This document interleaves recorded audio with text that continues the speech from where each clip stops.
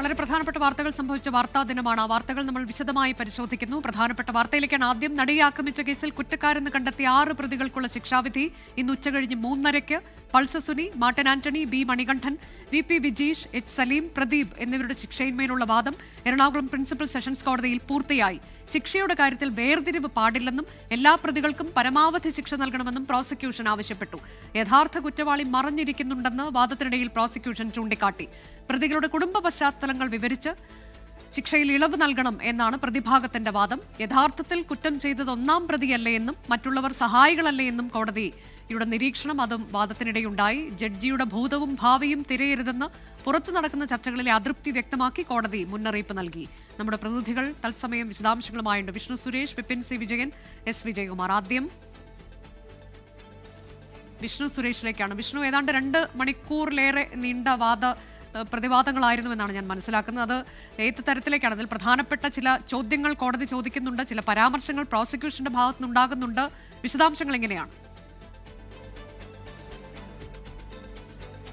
അനുജ, ഈ കേസുമായി ബന്ധപ്പെട്ട് ആദ്യമായാണ് ഇൻ ക്യാമറ പ്രൊസീഡിംഗ് അല്ലാതെ ഒരു വാദപ്രതിവാദം മറ്റുള്ളവർക്ക് കേൾക്കാൻ സാഹചര്യമുണ്ടായത്. വളരെ ശക്തമായ വാദപ്രതിവാദങ്ങൾ ഉണ്ടായിരുന്നു. പ്രത്യേകിച്ച് ഇന്ന് ശിക്ഷയിന്മേലാണ് വാദം നടന്നത്. അതിനെല്ലാം അപ്പുറത്ത് ഈ കോടതി നടപടികൾ തുടങ്ങിയ ഘട്ടത്തിൽ ഹണിയം വർഗീസ് പറഞ്ഞ ചില പ്രധാനപ്പെട്ട കാര്യങ്ങളുണ്ട്. ഹണിയം വർഗീസിന്റെ പശ്ചാത്തലം നിങ്ങൾ തിരഞ്ഞോളൂ, പക്ഷേ ഈ കോടതി നടപടികൾ ഏതെങ്കിലും ഘട്ടത്തിൽ വളച്ചൊടിക്കാനാണ് നിങ്ങൾ തയ്യാറാകുന്നതെങ്കിൽ അതിനെതിരെ ശക്തമായ നടപടി സ്വീകരിക്കേണ്ടി വരും. കുറെ നാളുകളായി ഇത് ഇങ്ങനെ ഇത്തരത്തിലുള്ള സാഹചര്യങ്ങൾ ഉടലെടുക്കാൻ തുടങ്ങിയിട്ട് പല ഘട്ടങ്ങളിലായി പലതും പറയുന്നുണ്ട്. ഇനി അത് അനുവദിക്കാനാകില്ല എന്ന ഹണിയം വർഗീസ് പറഞ്ഞുകൊണ്ടാണ് ഈ ശിക്ഷയിന്മേലുള്ള വാദത്തിലേക്ക് കടന്നത്. വളരെ ശക്തമായ വാദം. ആദ്യത്തെ 6 പ്രതികളാണ് ഈ ശിക്ഷ അവർക്ക് പറയാനുള്ള കാര്യങ്ങളാണ് വ്യക്തമാക്കിയത്. പ്രോസിക്യൂഷനാണ് തുടങ്ങിയത്. പ്രോസിക്യൂഷൻ പറഞ്ഞു പ്രതികൾക്ക് പരമാവധി ശിക്ഷ ഉറപ്പാക്കണം. 376D, അതോടൊപ്പം തന്നെ 120B, ഇതെല്ലാം വളരെ കൃത്യമായി തന്നെ തെളിഞ്ഞിട്ടുണ്ട്.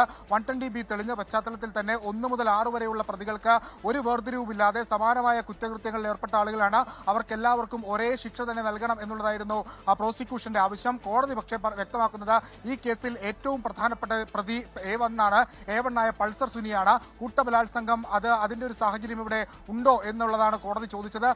ഈ ബലാത്സംഗം നടത്തിയത് അത് A1 ആയ പൾസർ സുനിയാണ്. പക്ഷേ 120B എന്ന ഗൂഢാലോചന കുറ്റം നിലനിൽക്കുന്ന പശ്ചാത്തലത്തിൽ ജോയിന്റൽ പ്രിൻസിപ്പൾ വരുന്ന ഘട്ടത്തിലാണ് മറ്റ് 6 പ്രതികൾ ഈ കേസിലേക്ക് വരുന്നതെന്ന് കോടതി പറഞ്ഞു. പക്ഷേ അതിനെ പ്രോസിക്യൂഷൻ ശക്തമായി എതിർത്തു. നിലവിൽ ഈ കേസിലെ എല്ലാ പ്രതികൾക്കും ഈ കേസുമായി ബന്ധപ്പെട്ട് കൃത്യമായ പങ്കുണ്ട്. 2 മുതൽ 6 വരെയുള്ള പ്രതികൾ ഈ കുറ്റകൃത്യം ആസൂത്രണം ചെയ്ത് പൾസർ സുനിക്കൊപ്പം നിന്നതുകൊണ്ടാണ് ഈ കുറ്റകൃത്യം തന്നെ നടന്നത്. അതുകൊണ്ട് ശിക്ഷയുടെ കാര്യത്തിൽ ഒരു വേർതിരിവും ഉണ്ടാകരുതെന്ന് പ്രോസിക്യൂഷൻ വ്യക്തമാക്കുന്നു. അതിനുശേഷം ഓരോ പ്രതികളായി അവരുടെ വാദങ്ങൾ പറഞ്ഞു. പൾസർ സുനി വ്യക്തമാക്കിയത് തനിക്ക് തന്റെ കുടുംബ പശ്ചാത്തലം പരിഗണിക്കണം, കുടുംബത്തിലെ അവസ്ഥ പരിഗണിക്കേണ്ടതുണ്ട്. കാരണം അമ്മ മാത്രമാണ് വീട്ടിലുള്ളത്, കുടുംബത്തിന്റെ ഏക ആശ്രയം താനാണ്. അതല്ലാതെ ഒപ്പം തന്നെ പൾസർ സുനിയുടെ അഭിഭാഷകൻ പറഞ്ഞത് ഇതൊരു അതിക്രൂര ബലാത്സംഗം എന്ന് വിലയിരുത്താനാകില്ല എന്ന് പൾസർ സുനിയുടെ അഭിഭാഷകൻ വ്യക്തമാക്കി. നിർഭയ കേസുമായി ബന്ധപ്പെട്ടുള്ള ഒരു താരതമ്യം കോടതിയിൽ നടന്നിരുന്നു. എന്നാൽ അത്തരത്തിലൊരു താരതമ്യം ഇവിടെ സാധ്യമല്ല എന്നാണ് പൾസർ സുനിയുടെ അഭിഭാഷകൻ പറഞ്ഞത്. അതുകൊണ്ട് പരമാവധി ശിക്ഷയിൽ ഇളവ് നൽകണം, ജയിലിൽ കിടന്ന കാലാവധി പരിഗണിക്കണം എന്നായിരുന്നു പൾസർ സുനിയുടെ അഭിഭാഷകന്റെ വാദം. മറ്റു പ്രതികളുമൊക്കെ സമാനമായ വാദങ്ങളാണ് ഉന്നയിച്ചത്. മണികണ്ഠൻ പറഞ്ഞത് തനിക്ക് 2 വയസ്സുള്ള ഒരു കുഞ്ഞുണ്ട്, 9 വയസ്സുള്ള മറ്റൊരു കുഞ്ഞുണ്ട്, ഈ കുടുംബത്തിന്റെ ഏക അത്താണി താനാണ്, തനിക്ക് ഈ കേസുമായി നേരിട്ട ഒരു ബന്ധവുമില്ല, താൻ ഈ കേസിലെ പ്രതികളുമായി നേരിട്ട് സംസാരിച്ചിട്ടില്ല, അതുകൊണ്ട് താൻ ഈ കേസിൽ തെറ്റ് ചെയ്തിട്ടില്ല, തനിക്ക് ശിക്ഷയിൽ ഇളവ് വേണമെന്ന് മണികണ്ഠൻ വ്യക്തമാക്കുന്നു. 5-6 പ്രതികളുടെ അഭിഭാഷകൻ പറഞ്ഞത് ഈ ക്രൈം നടക്കുന്ന സമയത്ത് അവർ ഈ മറ്റു പ്രതികളുമായി ഒരു സംസാരവും നടന്നിട്ടില്ല. അങ്ങനെയെങ്കിൽ ഇവരെ എങ്ങനെയാണ് ഈ കുറ്റകൃത്യത്തിലേക്ക്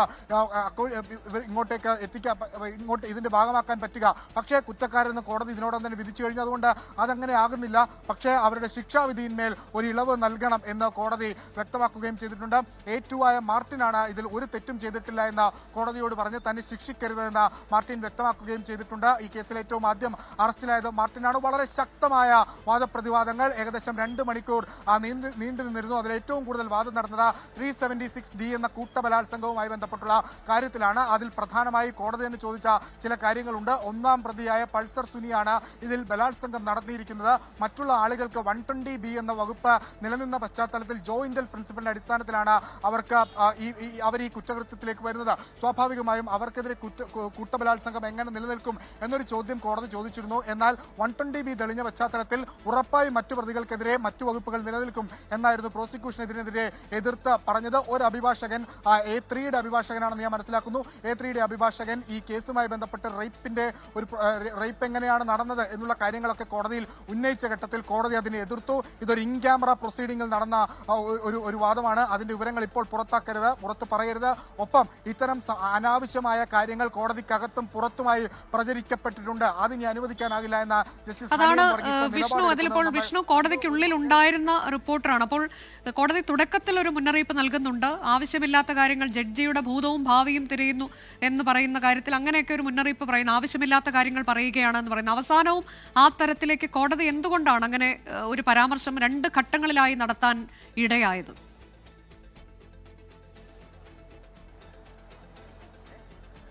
take it as a warning എന്നാണ് ഹണിയം വർഗീസ് വ്യക്തമാക്കിയത്. അതായത് മാധ്യമപ്രവർത്തകരോടും അവിടെ ഉണ്ടായിരുന്ന അഭിഭാഷകരോടും take it as a warning. ഈ കേസുമായി ബന്ധപ്പെട്ട് പല നടപടികളും പല രീതിയിൽ വളച്ചൊടിക്കപ്പെട്ടിട്ടുണ്ട്.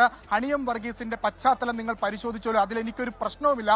പക്ഷേ കേസിന്റെ നടപടികൾ വളച്ചൊടിക്കുകയും അത് തെറ്റായ രീതിയിൽ റിപ്പോർട്ട് ചെയ്യുകയും ചെയ്യുന്നത് അത് അനുവദിക്കാനാവില്ല, അത് അംഗീകരിക്കാനാവില്ല. ആർട്ടിക്കിൾ 19 എന്ന് പറയുന്നത് അത് ഉണ്ട് എന്ന് കരുതി അതിന്റെ ഒരു ലിമിറ്റ് അല്ലെങ്കിൽ അതിന്റെ ഒരു ഡിസ്ക്രിപ്ഷൻ എവിടെ വരെയാണെന്ന് എനിക്ക് വളരെ കൃത്യമായി അറിയാം. അതുകൊണ്ട് അത് ലംഘിക്കപ്പെട്ട് കഴിഞ്ഞാൽ, അതിന്റെ ആ ലക്ഷ്മണ രേഖ ലംഘിക്കപ്പെട്ട് കഴിഞ്ഞാൽ നടപടി എടുക്കേണ്ടി വരും എന്നൊരു മുന്നറിയിപ്പ് വളരെ കൃത്യമായി വാണിംഗ് എന്ന വാക്കാണ് ജസ്റ്റിസ് ഹണിയം വർഗീസ് ഉപയോഗിച്ചത്. ആ വാണിംഗ് എന്ന വാക്കിൽ തുടർച്ചയായാണ് പിന്നീട് ബാക്കി കാര്യങ്ങളൊക്കെ പറഞ്ഞത്. ഏറ്റവും അവസാന ഘട്ടത്തിലേക്ക് കേസിന്റെ വാദം എത്തുന്ന ഘട്ടത്തിലാണ് A3യുടെ അഭിഭാഷകൻ A4ന്റെ അഭിഭാഷകൻ ഇത്തരത്തിൽ ഈ പറയുന്ന കേസിന്റെ പശ്ചാത്തലവുമായി ബന്ധപ്പെട്ട് റേപ്പിന്റെ കാര്യങ്ങളുമായി ബന്ധപ്പെട്ടുള്ള ഒരു വിശദീകരണത്തിലേക്ക് പോയപ്പോൾ കോടതി ഇടപെട്ടത് തടഞ്ഞ് അതിന് പിന്നാലെ പറഞ്ഞത് ഇത്തരത്തിലുള്ള കാര്യം പ്രോസിക്യൂഷൻ വളരെ ശക്തമായി അഭിഭാഷകൻ എതിർത്തിരുന്നു. ഇത് ഇൻ ക്യാമറ പ്രൊസീഡിംഗ് ആണ്, നിലവിൽ അത്തരം കാര്യങ്ങളിലേക്ക് കടക്കരുത്, ശിക്ഷയിന്മേലുള്ള വാദമാണെന്ന് അദ്ദേഹവും വ്യക്തമാക്കിയിരുന്നു. ആ ഘട്ടത്തിലാണ് ഇവിടെ ഞാനുണ്ട് അത് തടയാൻ വേണ്ടിയിട്ടെന്ന് പറഞ്ഞു കോടതി തന്നെ നേരിട്ട് ആ വാദത്തെ എതിർത്ത് വളരെ കൃത്യമായി പറഞ്ഞത് ഈ കോടതിക്കകത്തും പുറത്തും നടന്ന ചില കാര്യങ്ങൾ അനാവശ്യമായ രീതിയിൽ പ്രചരിക്കപ്പെട്ടിട്ടുണ്ട്, അതിനി അനുവദിക്കാനാകില്ല എന്ന ഹണിയം വർഗീസ് നിലപാടെടുക്കുന്നതും ഇന്ന് കണ്ടു. ശിക്ഷയിന്മേൽ വാദം കഴിഞ്ഞിരിക്കുന്നു. 3:30 മണിക്ക് കൃത്യമായി ശിക്ഷയിന്മേൽ വിധി പ്രസ്താവം ഉണ്ടാകും. ഇതിൽ പൾസർ സുനിയുടെ അഭിഭാഷകൻ പറഞ്ഞൊരു പ്രധാനപ്പെട്ട കാര്യം നിർഭയ കേസുമായി ഇതിനെ താരതമ്യം ചെയ്യരുത്. ഒപ്പം പൾസർ സുനിയുടെ പശ്ചാത്തലം അത് നേരത്തെ ചില കേസുകൾ ഉണ്ടായിരുന്നു എന്ന് പ്രോസിക്യൂഷൻ പറഞ്ഞോളൂ. ആ കേസുകളിൽ കൺവിക്ഷൻ കഴിഞ്ഞിട്ടുണ്ട്, ചില കേസുകൾ അക്വിറ്റഡ് ആയിട്ടുണ്ട്. നിലവിൽ പൾസർ സുനിക്കെതിരെ ഒരു കേസില്ല എന്ന് പറഞ്ഞു. ഒപ്പം പൾസറിന്റെ കുടുംബ പശ്ചാത്തലം കൂടി പരിഗണിക്കണമെന്ന് പൾസറിന്റെ അഭിഭാഷകൻ വ്യക്തമാക്കിയപ്പോൾ ലെറ്റ് മീ സി എന്ന വാക്കാണ് കോർട്ട് ഉപയോഗിച്ചത്. ലെറ്റ് മീ സി എന്ന വാക്ക് കോർട്ട് ഉപയോഗിച്ചിട്ടുണ്ട്. ഏതെങ്കിലും ഘട്ടത്തിൽ ഇനി ശിക്ഷയിൽ ഇളവുണ്ടാകുമോ എന്നുള്ളതാണ് നോക്കിക്കാണാനുള്ളത്. പ്രോസിക്യൂഷൻ വലിയ കോൺഫിഡന്റിലാണ്. പ്രോസിക്യൂഷൻ ആവർത്തിച്ച് കോടതിയിൽ പറഞ്ഞത് പരമാവധി ശിക്ഷ, അതായത് 20 വർഷം മുതൽ അതിനങ്ങോട്ടേക്ക് ജീവപര്യന്തം വരെയുള്ള ശിക്ഷ നൽകണം. എല്ലാ പ്രതികൾക്കും പ്രൊപ്പോർഷനേറ്റ് ആയിട്ടുള്ള ശിക്ഷ തന്നെ നൽകണം. ശിക്ഷയിൽ ഒരു വേർതിരിവും പാടില്ല. 1-ാം പ്രതിയാണ് പ്രധാന അക്യൂസ് എന്ന് കോടതി ആവർത്തിച്ച് പറയുമ്പോഴും അത് അങ്ങനെയല്ല. 1 മുതൽ 6 വരെയുള്ള പ്രതികൾക്ക് കൃത്യമായി ഈ കുറ്റകൃത്യത്തിലെല്ലാം പങ്കുണ്ട്. 2 മുതൽ 6 വരെയുള്ള പ്രതികൾ അവരാണ് ഇതിൽ പരമാവധി സഹായം പൾസർ സുനിക്ക് നൽകിയത്. ആ സഹായം ഉണ്ടായിരുന്നെങ്കിൽ ഈ ബലാത്സംഗം പോലും ഉണ്ടായില്ലായിരുന്നെങ്കിൽ ഈ ബലാത്സംഗം പോലും നടക്കില്ലായിരുന്നു എന്ന് പ്രോസിക്യൂഷൻ വ്യക്തമാക്കുകയും ചെയ്തു. ഒപ്പം ചില കമന്റുകൾ കോടതിയുടെ ഭാഗത്ത് ഉണ്ടായിരുന്നു. അത് വളരെ പേഴ്സണൽ ആയിട്ടുള്ള ചില കമന്റുകളായിരുന്നു. അത് ഈ ഘട്ടത്തിൽ റിപ്പോർട്ട് ചെയ്യപ്പെടേണ്ടതില്ല എന്ന് തോന്നുന്നു. എന്നാൽ പോലും കോടതി ഈ വിഷയവുമായി ബന്ധപ്പെട്ട് ഇതുവരെ കഴിഞ്ഞ ദിവസങ്ങളിലൊക്കെ ഹണിയം വർഗീസിനെതിരെ അതിരൂക്ഷ സൈബർ ആക്രമണം പലയിടങ്ങളിൽ ഉണ്ടായിരുന്നു. ഈ ജഡ്ജുമായി ബന്ധപ്പെട്ടുള്ള പല വ്യക്തിഹത്യകളും ഒക്കെ ഉണ്ടായിരുന്നു. ഒരുപക്ഷെ ചില അഭിഭാഷകർ തന്നെ അതുമായി ബന്ധപ്പെട്ട് രംഗത്തെത്തിയിരുന്നു. അതിനെല്ലാമുള്ളൊരു മറുപടി കൂടി നൽകിക്കൊണ്ടാണ് ഈ കേസിന്റെ ശിക്ഷാവിധിയിന്മേലുള്ള വാദം ഇന്ന് ആരംഭിച്ചത്. കൃത്യമായ നിലപാട് ഈ വിഷയത്തിൽ ഹണിയം വർഗീസ് എടുത്തിട്ടുണ്ട്. ഒപ്പം ചില അനുബന്ധ ഹർജികൾ ഈ കേസുമായി ബന്ധപ്പെട്ടുണ്ട്. ചില പ്രത്യേക കോടതി അലക്ഷ്യ ഹർജികൾ. ആ ഹർജികൾ 18-ാം തീയതി പരിഗണിക്കും. ഒപ്പം ദിലീപ് ഈ കേസുമായി ബന്ധപ്പെട്ട് ദിലീപിന്റെ പാസ്പോർട്ട് ഇവിടെ സറണ്ടർ ചെയ്തിരിക്കുകയാണ്. കുറ്റവിമുക്തനാക്കിയ പശ്ചാത്തലത്തിൽ പാസ്പോർട്ട് ആവശ്യപ്പെട്ട് ദിലീപ് ഹർജി നൽകിയിട്ടുണ്ട്. ആ ഹർജി 18-ാം തീയതി പരിഗണിക്കും. പൾസർ സുനിയുടെ അമ്മയുടെ ബാങ്ക് അക്കൗണ്ട് ഡീഫ്രീസ് ചെയ്യണമെന്ന് ആവശ്യപ്പെട്ട് പൾസർ സുനിയുടെ അമ്മ ഹൈക്കോടതിയിൽ ഈ വിചാരണ കോടതിയിൽ ഒരു ഹർജി നൽകിയിട്ടുണ്ട്. ആ ഹർജിയും 18-ാം തീയതി പരിഗണിക്കും. നമ്മൾ ഏറെ ഉറ്റുനോക്കുന്നത് 7.5 വർഷത്തെ നിയമ പോരാട്ടം, സങ്കീർണമായ നിയമ പോരാട്ടം, ഒരുപാട്, അതായത് ഈ കോടതി മുതൽ രാഷ്ട്രപതിയുടെ ഓഫീസ് വരെ കയറിയ ഒരു കേസ്. ആ കേസിൽ 1 മുതൽ 6 വരെയുള്ള പ്രതികളുടെ ശിക്ഷാവിധി പ്രഖ്യാപിക്കാൻ പോകുന്നു. ഏതെങ്കിലും തരത്തിൽ ജീവപര്യന്തമോ 20 വർഷമോ അതിൽ ഏതെങ്കിലും തരത്തിലുള്ള ഇളവ് ഉണ്ടാകുമോ? പ്രതികൾ പറഞ്ഞ 2 മുതൽ 6 വരെ പ്രതികൾ പറഞ്ഞ കൂട്ടബലാത്സംഗം നിലനിൽക്കില്ല എന്ന വസ്തുത കോടതി ഏത് രീതിയിൽ ഏറ്റെടുക്കും, അല്ലെങ്കിൽ കോടതി ഏത് രീതിയിലായിരിക്കും അതിനെ പരിഗണിക്കുക എന്നുള്ളത് ഏറെ ശ്രദ്ധേയമാണ്. ഇനി മണിക്കൂറുകൾ, ഏകദേശം 1-2-1.5 മണിക്കൂർ മാത്രമാണ് ഈ ലോകം അല്ലെങ്കിൽ ക്ഷമിക്കണം, രാജ്യം കാത്തിരുന്ന ഈ കേസിന്റെ വിധി പ്രസ്താവനയ്ക്ക് ഉള്ളത്. ഈ മാസം 8-ാം തീയതിയാണ് ഈ കേസുമായി ബന്ധപ്പെട്ട ശിക്ഷ അല്ലെങ്കിൽ കുറ്റവിമുക്തനാക്കുമായി ബന്ധപ്പെട്ടുള്ള കാര്യങ്ങൾ വിധിപ്രസ്താവം ഉണ്ടായത്. അതിൽ 1 മുതൽ 6 വരെയുള്ള പ്രതികൾ ഈ ക്രൈമിൽ നേരിട്ട് പങ്കെടുക്കുകയും അവർക്ക് ഈ കേസിന്റെ ഭാഗമാണെന്നും അവർക്കെതിരെയുള്ള എല്ലാ കുറ്റങ്ങളും നിലനിൽക്കുമെന്നും പറഞ്ഞിരുന്നു. പക്ഷേ 7 മുതൽ 10 വരെയുള്ള പ്രതികൾ A8 ആയ ഗോപാലകൃഷ്ണൻ എലിയാസ് ദിലീപ് ഈ കേസിൽ നിന്ന് കുറ്റവിമുക്തനാണ്. ദിലീപിനെതിരെയുള്ള ഗൂഢാലോചന കുറ്റം തെളിയിക്കാനായില്ല എന്നും പറഞ്ഞുകൊണ്ട് അദ്ദേഹത്തെ വെറുതെ വിടുന്ന സാഹചര്യം ഉണ്ടായിരുന്നു. ആ ഘട്ടത്തിലാണ് 1 മുതൽ 6 വരെ പ്രതികളുടെ ശിക്ഷയിന്മേലുള്ള വാദം ഇന്ന് നടന്നത്. ഈ കേസിൽ A3യുടെ അഭിഭാഷകൻ ചൂണ്ടിക്കാണിച്ച ഒരു പ്രധാനപ്പെട്ട കാര്യമുണ്ട്. A1 to A8 അവരുടെ ഗൂഢാലോചന തെളിയിക്കാൻ ഇതുവരെ പ്രോസിക്യൂഷന് സാധിച്ചിട്ടില്ല. ആ പശ്ചാത്തലത്തിൽ എങ്ങനെയാണ് ബാക്കിയുള്ള പ്രതികളുടെ ഗൂഢാലോചന നിലനിൽക്കുക എന്നൊരു പ്രധാനപ്പെട്ട ചോദ്യം കൂടി പ്രതിഭാഗത്തിന്റെ ഭാഗത്ത് ഉണ്ടായിരുന്നു. അങ്ങനെ വളരെ സങ്കീർണമായ നിയമ നടപടികളുടെ ആദ്യഘട്ട പര്യവസാനത്തിലേക്ക് പോകുകയാണ്. ഇതിനുശേഷം ഒരുപക്ഷെ ഇന്ന് തന്നെ നമ്മൾ കാത്തിരിക്കുന്ന വിധി പ്രസ്താവം ഉണ്ടാകും. അതാണ് ഈ കേസിലെ ഏറ്റവും ഒരുപക്ഷെ ശിക്ഷാവിധിക്ക് അപ്പുറത്തേക്ക് പ്രോസിക്യൂഷൻ നോക്കിക്കാണുന്നത് ആ വിധി പ്രസ്താവമാണ്. എവിടെയാണ് പ്രോസിക്യൂഷന് ഈ കോൺസ്പിറസി പ്രൂവ് ചെയ്യാൻ A1 ആയ പൾസർ സുനിയും A8 ആയ ദിലീപും തമ്മിലുള്ള ഈ പറയുന്ന കോൺസ്പിറസി പ്രൂവ് ചെയ്യാൻ പറ്റാതെ പോയത്, എവിടെയൊക്കെ വീഴ്ച സംഭവിച്ചു, എന്തെല്ലാം കാര്യങ്ങൾ തെളിവുകളിൽ പാളിച്ച സംഭവിച്ചു എന്നൊക്കെ ഉണ്ടാകുന്നത് ആ വിധി പ്രസ്താവത്തിലാണ്. ആ വിധി പ്രസ്താവത്തിന്റെ പകർപ്പ് ഇന്ന് വൈകിട്ട് പുറത്തു വരുമെന്നാണ് നമ്മൾ പ്രതീക്ഷിക്കുന്നത്. അതിനുശേഷമായിരിക്കും പ്രോസിക്യൂഷൻ ഹൈക്കോടതിയിലേക്ക് പോകുന്ന നടപടിയിലേക്ക് കടക്കുക. 3:30 മണിക്ക് പ്രിൻസിപ്പൽ സെഷൻസ് കോടതിയിലെ ജഡ്ജ് ഹണിയം വർഗീസ് നടിയെ ആക്രമിക്കപ്പെട്ട കേസിന്റെ വിധി പറയുന്നു, ശിക്ഷാവിധി പറയുന്നു. 1 മുതൽ 6 വരെയുള്ള പ്രതികളുടെ ശിക്ഷാവിധിയാണ് പറയുക. 2017 ഫെബ്രുവരി 17-ാം തീയതിയാണ് ഈ സംഭവം നടക്കുന്നത്. 2018 ജനുവരിയിലാണ് ഈ കേസിന്റെ വിചാരണ നടപടികൾ ആരംഭിക്കുന്നത്. 7.5 വർഷത്തെ നീണ്ട കാത്തിരിപ്പിനൊടുവിൽ ഹണിയം വർഗീസ് ആ കേസിന്റെ ശിക്ഷാവിധി പറയാൻ പോകുകയാണ്. അനുജ, അതാണ് ഇപ്പോൾ 2017 ഫെബ്രുവരി 17 നടന്ന ആ ക്രൂരകൃത്യം, അതിൽ പങ്കാളികളായ കുറ്റവാളികളായ 6 പേർക്കുള്ള ശിക്ഷ എന്ത് എന്നുള്ളത് കോടതി വിധിക്കാൻ പോവുകയാണ്. ഇന്ന് കൃത്യം 3:30 കോടതി ശിക്ഷാവിധി പ്രഖ്യാപനം നടത്തും. അതറിയാനാണ് നമ്മൾ കാത്തിരിക്കുന്നത്. ഇതിൽ ഏതാണ്ട് 2 മണിക്കൂറോളം നീണ്ട വാദപ്രതിവാദങ്ങളാണ് ഇന്നും കോടതിയിൽ ഉണ്ടായത്. അതിൽ പ്രോസിക്യൂഷനും അവർക്ക് പറയാനുള്ള ചില കാര്യങ്ങൾ പറയുന്നു, കോടതി ചില ചോദ്യങ്ങൾ ചോദിക്കുന്നു, പ്രതിഭാഗം അവരുടെ കാര്യങ്ങൾ വ്യക്തമാക്കുന്നു. അങ്ങനെ അത് വാദം പൂർത്തിയായിരിക്കുന്നു. 3:30 കോടതി വിധി പറയാൻ പോവുകയാണ്. ഒപ്പം മറ്റ് ചില അനുബന്ധ കേസുകളിൽ കൂടി കോടതി ഇന്നിപ്പോൾ അത് വാദം കേട്ടിട്ടില്ല. 18-ാം തീയതി അത് വാദമുണ്ടാകും എന്നതാണ്. കോടതിയലക്ഷ്യ കേസ് ഉൾപ്പെടെ അന്ന് കോടതി പരിഗണിക്കുമെന്നതാണ്. S. വിജയകുമാറും KR ഗോപികൃഷ്ണനും തുടരുന്നുണ്ട്. S. വിജയകുമാറിലേക്കാണ് ഇനി. വിജയകുമാർ, ഇതിൽ കോടതി ചോദിച്ചത് പങ്കാളിത്തം അനുസരിച്ചല്ലേ ശിക്ഷിക്കേണ്ടതെന്ന് ചോദിക്കുന്നു. പൾസർ സുനി ഇതിൽ മുഖ്യ പ്രതിയാണ് എന്ന് കോടതി ഇന്ന് പറഞ്ഞിട്ടുണ്ട്. അപ്പോൾ പ്രോസിക്യൂഷൻ അതിനെ ഖണ്ഡിക്കാൻ ശ്രമിക്കുന്നുണ്ട്. എല്ലാവരും ഒരേ രീതിയിൽ തുല്യ തരത്തിൽ കുറ്റവാളികളാണ് എന്ന് പറയുകയാണ്. അപ്പോൾ നമ്മൾക്ക് ഈ ശിക്ഷാവിധി എന്താകുമെന്ന് ഈ ഘട്ടത്തിൽ നമുക്ക് പറയുക വയ്യ.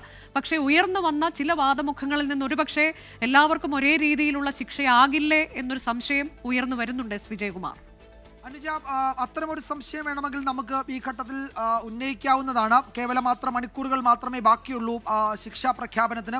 അതുകൊണ്ട് അത്തരം ഊഹാപോഹങ്ങളിലേക്ക് കടക്കേണ്ടതില്ല. പക്ഷെ അപ്പോഴും കോടതി ഇവിടെ ബാധകമാക്കാൻ ഉദ്ദേശിക്കുന്ന മാനദണ്ഡം എന്താണ് എന്നതിൻ്റെ സൂചന കോടതിയുടെ പരാമർശങ്ങളിൽ ഉണ്ടായിരുന്നു. അതിൽ നമ്മൾ തുടക്കത്തിൽ സൂചിപ്പിച്ചതാണ് അതിൽ ഏറ്റവും പ്രധാനപ്പെട്ടതെന്ന് എനിക്ക് തോന്നുന്നു. ഇവിടെ കുറ്റവിമുക്തനാക്കപ്പെട്ട 8-ാം പ്രതി ദിലീപിന് പകരം പൾസർ സുനിയെ കേന്ദ്രീകരിച്ച് നടത്തിയ ഗൂഢാലോചന, അയാൾ നടത്തിയ ഗൂഢാലോചന, ആ ഗൂഢാലോചനയിൽ നേരിട്ടും അല്ലാതെയും പങ്കെടുത്ത മറ്റു 6 പ്രതികൾ, അയാൾ ഉൾപ്പെടെ 6 പ്രതികൾ, അതിൽ തന്നെ ഇതിൽ കുറ്റകൃത്യത്തിന്റെ ഗ്രാവിറ്റി കണക്കിലെടുത്ത് ഏറ്റവും കൂടുതൽ ശിക്ഷ നൽകേണ്ടത് 1-ാം പ്രതിക്കല്ലേ? മറ്റു പ്രതികൾ അയാളുടെ കുറ്റകൃത്യത്തിൽ കൂട്ടുപ്രതികളായി പ്രവർത്തിച്ചവർക്കും അയാൾക്ക് നൽകുന്ന അതേ ശിക്ഷ നൽകാൻ കഴിയുമോ എന്ന് കോടതി പ്രോസിക്യൂഷനോട് ചോദിച്ചത്. പ്രോസിക്യൂഷൻ അക്കാര്യത്തിൽ എന്താണ് നിയമപരമായി വിശദീകരിക്കാൻ ശ്രമിക്കുക അല്ലെങ്കിൽ കഴിയുക എന്നറിയാൻ വേണ്ടി തന്നെയാണ്. അതിൽ പ്രോസിക്യൂഷൻ പറഞ്ഞ പ്രധാനപ്പെട്ട കാര്യം ഈ 376 പ്രൂവ് ചെയ്യപ്പെട്ട സാഹചര്യം, അതായത് കൂട്ടബലാത്സംഗം പ്രൂവ് ചെയ്യപ്പെട്ട സാഹചര്യത്തിൽ 1-ാം പ്രതിയും 6-ാം പ്രതിയും ഒരേപോലെ തന്നെയാണ് ഈ കുറ്റകൃത്യത്തിൽ അവരുടെ പങ്കാളിത്തം എന്നത്. മറ്റൊന്ന് 120B പ്രൂവ് ചെയ്യപ്പെട്ട സാഹചര്യത്തിൽ 1-ാം പ്രതിയും 6-ാം പ്രതിയും ഒരേപോലെ തന്നെയാണ് നിയമത്തിന്റെ കണ്ണിൽ. അതിനിടയിൽ വേർതിരിവുകൾ പാടില്ല എന്ന് കോടതിയിൽ പ്രോസിക്യൂഷൻ വളരെ കർക്കശ സ്വരത്തിൽ തന്നെയാണ് പറഞ്ഞത്. അതിൽ ഏതെങ്കിലും തരത്തിൽ ഇളവ് ഒരു പ്രതിക്ക് കിട്ടാൻ സാധ്യതയുണ്ടെങ്കിൽ അത് ആ പഴുത് പൂർണ്ണമായും അടയ്ക്കാൻ വേണ്ടി തന്നെയാണ് വളരെ കർക്കശ സ്വരത്തിലാണ് 1-ാം പ്രതിയും 6-ാം പ്രതിയും തമ്മിൽ ബന്ധം അല്ലെങ്കിൽ ഈ വേർതിരിവ് പാടില്ല ഈ ശിക്ഷാ പ്രഖ്യാപനത്തിൽ. കാരണം ഒരേ കുറ്റം, ഒരേ വകുപ്പ് ഈ പ്രതികൾക്കെതിരെ നിലനിൽക്കുകയും അത് സംശയാതീതമായി തെളിയിക്കപ്പെടുകയും ചെയ്തിട്ടുണ്ടെന്ന് വിചാരണ കോടതി പറഞ്ഞ സാഹചര്യത്തിൽ 1-ാം പ്രതിയും 6-ാം പ്രതിയും തമ്മിൽ വ്യത്യാസമില്ല. അതിൽ ഒരേ കുറ്റമാണ് അവരെല്ലാവരും ചെയ്തിരിക്കുന്നത്. മറ്റൊന്ന് മറഞ്ഞിരിക്കുന്ന ഒരു പ്രതി ഇപ്പോഴും ഉണ്ട് എന്നത് കോടതിയിൽ ഒരു ഘട്ടത്തിൽ പ്രോസിക്യൂഷന് പറയേണ്ടി വന്നതാണ്. പ്രോസിക്യൂഷൻ യഥാർത്ഥത്തിൽ ആ നിലയിൽ ഒരു വാദം ഇന്ന് ഉന്നയിക്കാൻ ഈ ശിക്ഷാ പ്രഖ്യാപനത്തിന്റെ ഘട്ടത്തിൽ തയ്യാറായിരുന്നോ എന്നത് എനിക്ക് തോന്നുന്നില്ല. രാവിലെ അഡ്വക്കേറ്റ് അജകുമാർ വിശദീകരിക്കുമ്പോഴൊക്കെ അദ്ദേഹം മേൽക്കോടതിയിലേക്ക് പോകുന്നതിന്റെ സാധ്യതയെപ്പറ്റി വിചാരണ കോടതിയുടെ ജഡ്ജ്മെന്റ് വന്ന ശേഷം നമുക്ക് പരിശോധിക്കാമെന്നാണ് പറഞ്ഞത്. അപ്പോൾ അത്തരമൊരു തർക്കവിഷയം ഇന്ന് വിചാരണ കോടതിയുടെ മുന്നിലേക്ക് കൊണ്ടുവന്നത് യഥാർത്ഥത്തിൽ എനിക്ക് തോന്നുന്നു അത്തരമൊരു സാഹചര്യം അവിടെ ഉണ്ടായപ്പോൾ വന്നതാണ്. അതായത് പൾസർ സുനിയാണ് മുഖ്യ ഗൂഢാലോചന നടത്തിയത് എന്ന് പറയുകയും അയാൾക്ക് ചുറ്റും ഉള്ള ഒരു മറ്റു പ്രതികളുടെ പട്ടിക നിരത്തി അതിൽ ഓരോരുത്തരുടെയും റോള് എന്നത് സംബന്ധിച്ചുമാണ് ഇവിടെ ജഡ്ജ്മെന്റിൽ വരാൻ പോകുന്നതെന്ന് പ്രോസിക്യൂഷൻ അറിയാം. അപ്പോഴാണ് ഇതിൽ ഒരാൾ മറഞ്ഞു നിൽക്കുന്ന ഒരാളുണ്ട്. അയാൾ ഒരു പക്ഷേ അയാൾ നിയമത്തിന് മുന്നിൽ വന്നിട്ടില്ലായിരിക്കാം, അല്ലെങ്കിൽ അയാളെ നിയമം കുറ്റവിമുക്തനാക്കപ്പെട്ടിട്ടുണ്ടാകാം. ഈ രണ്ട് സാഹചര്യം നിലനിൽക്കുന്നുണ്ട്. അതിൽ ഏറ്റവും പ്രധാനപ്പെട്ടത് ഈ ജഡ്ജ്മെന്റ് 3:30 ഈ ശിക്ഷാ പ്രഖ്യാപനം ഈ ജീവപര്യന്തം ഉൾപ്പെടെയുള്ള വകുപ്പുകൾ തെളിഞ്ഞ പശ്ചാത്തലത്തിൽ ഇവർക്ക് എന്ത് ശിക്ഷ കൊടുക്കും എന്നതുപോലെ തന്നെ വളരെ പ്രധാനപ്പെട്ടതാണ്. ഇതിലെ കുറ്റവിമുക്തരാക്കപ്പെട്ട പ്രതികൾക്ക് ലീഗലി അവർ ഏത് ഗ്രൗണ്ടിലാണ്, ഏത് പശ്ചാത്തലത്തിലാണ് അവർ കുറ്റവിമുക്തരാക്കപ്പെട്ടത് എന്നതിൽ കോടതി മുന്നോട്ട് വയ്ക്കാൻ പോകുന്ന വാദങ്ങൾ എന്തെന്നത്. അത് യഥാർത്ഥത്തിൽ അതിൻ്റെ ഉത്തരം ഈ പ്രോസിക്യൂഷന് എവിടെയെങ്കിലും പാളിച്ച പറ്റും. ഇപ്പോൾ പ്രോസിക്യൂഷൻ പരാജയപ്പെട്ടു എന്നൊക്കെയുള്ള രാഷ്ട്രീയ വിമർശനം പലരും ഉയർത്തുമ്പോൾ പ്രോസിക്യൂഷൻ പരാജയപ്പെട്ടിട്ടുണ്ടോ? അങ്ങനെയാണെങ്കിൽ അത് ഏത് സാഹചര്യത്തിലാണ്? വിചാരണ കോടതി എവിടെയാണ് പ്രോസിക്യൂഷന്റെ തെളിവുകൾ സംശയത്തോടെ നോക്കിയത്, അല്ലെങ്കിൽ ആ തെളിവുകളെ അവിശ്വസിച്ചത് എവിടെയാണ് ഈ ഗൂഢാലോചന 120B എന്ന ഇന്ത്യൻ ശിക്ഷാ നിയമത്തിലെ ഏറ്റവും പ്രധാനപ്പെട്ട വകുപ്പിലെ ഈ കണ്ണികൾ ചേർത്ത് വയ്ക്കുമ്പോൾ പ്രോസിക്യൂഷൻ എവിടെയെങ്കിലും പരാജയപ്പെട്ടിട്ടുണ്ടോ എന്നതിന്റെ വിവരങ്ങൾ അത് വിചാരണ കോടതി ജഡ്ജ്മെന്റ് വരാൻ പോകുന്നു 3:30. അതാണ് കോടതി പറഞ്ഞത്. ഈ കോടതിയുടെ ജഡ്ജ്മെന്റ് പുറത്തു വന്ന് അത് വായിച്ചിട്ട് നിങ്ങൾ അതിന്മേൽ കമന്റ് ചെയ്യൂ. അതല്ലാതെ നടക്കുന്ന അപക്വമായ പ്രതികരണങ്ങളിലാണ് കോടതി കടുത്ത അതൃപ്തി പ്രകടിപ്പിച്ചത്. അത് തുടരാനാണ് നിങ്ങളുടെ ഭാവമെങ്കിൽ കോടതിക്ക് നിയമപരമായി ചില നടപടികൾ എടുക്കേണ്ടി വരും എന്നൊരു മുന്നറിയിപ്പ് കൂടിയും വിചാരണ കോടതി ജഡ്ജി ഇന്ന് നൽകുകയും ചെയ്തിട്ടുണ്ട്. അതും ഇന്നത്തെ ദിവസം വളരെ ശ്രദ്ധേയമാണ് അനുജ. അതാണ് വളരെ പ്രധാനപ്പെട്ടതാണ്. ഇപ്പോൾ ശിക്ഷാവിധി വരുന്നു എന്നതിനൊപ്പം തന്നെ ഗോപികൃഷ്ണൻ, ഇതിൽ എന്താണ് ഈ 8 മുതൽ പ്രതികൾ എങ്ങനെയാണ്, ഏത് സാഹചര്യത്തിലാണ് അവർ കുറ്റവിമുക്തരാക്കപ്പെട്ടത് എന്നത് വിശദമായി തന്നെ വിധി പ്രസ്താവത്തിൽ ഉണ്ടാകും. ഇങ്ങനെയൊരു ഗൂഢാലോചന നടന്നിട്ടേയില്ല എന്നാണോ കോടതി പറയാൻ പോകുന്നത്, അതോ അത് തെളിയിക്കാൻ പ്രോസിക്യൂഷന് കഴിഞ്ഞിട്ടില്ല എന്നാണോ കോടതി പറയാൻ പോകുന്നത് എന്നുള്ളത് തന്നെയാണ് ഇതിൽ ഏറ്റവും പ്രധാനമാകാൻ പോകുന്നത്. ഗോപികൃഷ്ണൻ, അതിൽ ഇപ്പോൾ പ്രോസിക്യൂഷൻ പറയുന്നത് കഴിയാവുന്ന പരമാവധി തെളിവുകൾ കോടതിക്ക് മുന്നിൽ ഹാജരാക്കിയിട്ടുണ്ട് എന്നാണ്. പക്ഷേ അത് പോരാ, അത് അപര്യാപ്തമായിരുന്നു എന്നാണോ കോടതി പറയാൻ പോകുന്നത്? അതല്ല, ഇങ്ങനെ ഒരു ആളെ വെറുതെ അതിലേക്ക് കൊണ്ടിടുകയായിരുന്നു, അല്ലെങ്കിൽ ഇത്തരം 4 പ്രതികളെ വെറുതെ അതിലേക്ക് കൊണ്ടിടുകയായിരുന്നു എന്ന് കോടതി പറയുകയാണെങ്കിൽ അങ്ങേയറ്റം ഗുരുതരമായി പോവുകയും ചെയ്യും. അപ്പോൾ ആ വിധിന്യായം എന്ന് പറയുന്നത് വളരെ പ്രധാനപ്പെട്ടതാണ് ഇനി പുറത്തു വരാനിരിക്കുന്നത്. അനുജ, ഈ നടിയെ ആക്രമിച്ച കേസിൽ 1 മുതൽ 6 വരെയുള്ള പ്രതികൾ കുറ്റക്കാരാണെന്ന് കോടതി കണ്ടെത്തിയതിൽ അവരുടെ ശിക്ഷാവിധി വരാനിരിക്കുന്ന ഈ മണിക്കൂറിൽ, അതായത് 3:30 അത് പ്രഖ്യാപിക്കാൻ പോകുന്നത്. അതിനോടൊപ്പം തന്നെ ഏറ്റവും ആകാംക്ഷ നിറഞ്ഞതാണ്, ഒരുപക്ഷെ പ്രോസിക്യൂഷനും വളരെ ആകാംക്ഷയോടുകൂടി കാത്തിരിക്കുന്നതാണ് ഏത് സാഹചര്യത്തിലാണ്, നേരത്തെ വിജയൻ സൂചിപ്പിച്ചതുപോലെ ഏത് നിയമ സാഹചര്യത്തിലാണ്, ഏത് ലീഗൽ ഗ്രൗണ്ടിലാണ് ദിലീപ് ഉൾപ്പെടെ 8ാം പ്രതി ദിലീപ് ഉൾപ്പെടെയുള്ള 7 മുതൽ 10 വരെയുള്ള പ്രതികൾ കുറ്റവിമുക്തരാക്കപ്പെട്ടത് എന്നതിൽ കോടതി കണ്ടെത്തിയിട്ടുള്ള കാര്യങ്ങൾ എന്താണ്? പ്രോസിക്യൂഷന് കൃത്യമായ ഈ തെളിവുകൾ ഹാജരാക്കാൻ കോടതി അത് ബോധ്യപ്പെടുത്താൻ കഴിഞ്ഞില്ലേ? ഗൂഢാലോചന കുറ്റം ചുമത്തപ്പെട്ട ഈ 4 പേരിന്റെ കാര്യത്തിൽ എന്താണ് സംഭവിച്ചത് എന്നതിലൊരു വ്യക്തത ഉണ്ടാകാൻ പോകുന്നത് 3:30 വിധിപ്പകർപ്പ്, ഈ ശിക്ഷാവിധിക്ക് ശേഷം അതിനോടൊപ്പം തന്നെ വിധിപ്പകർപ്പ് ഉണ്ടാകും. ഇന്ന് വൈകിട്ട് തന്നെ ഇതിന്റെ വിധിപ്പകർപ്പ് വരും എന്നാണ് പ്രതീക്ഷിക്കപ്പെടുന്നത്. അതിൽ നിന്നാണ് ഏത് കാരണം കൊണ്ടാണ് 8ാം പ്രതി ദിലീപ് ഉൾപ്പെടെ ഈ 7 മുതൽ ചാർലി തോമസും മേസ്തിരി സനലും ശരത്തും ഉൾപ്പെടെയുള്ള പ്രതികൾ കുറ്റവിമുക്തരാക്കപ്പെട്ടത് എന്നതിന്റെ കാരണങ്ങൾ മനസ്സിലാകും. ഇനി തുടർന്നുള്ള നിയമ പോരാട്ടങ്ങൾക്ക്, നിയമ നടപടികൾക്ക് പ്രോസിക്യൂഷൻ എന്തൊക്കെ കാര്യങ്ങൾ ശ്രദ്ധിക്കണം എന്നതിലേക്കൊക്കെ വെളിച്ചം വീശുന്നത് ആ വിധിന്യായത്തിൽ പറയുന്ന കാര്യങ്ങളിലായിരിക്കും. വളരെ പ്രധാനപ്പെട്ട 2 കാര്യങ്ങൾ അനുജ.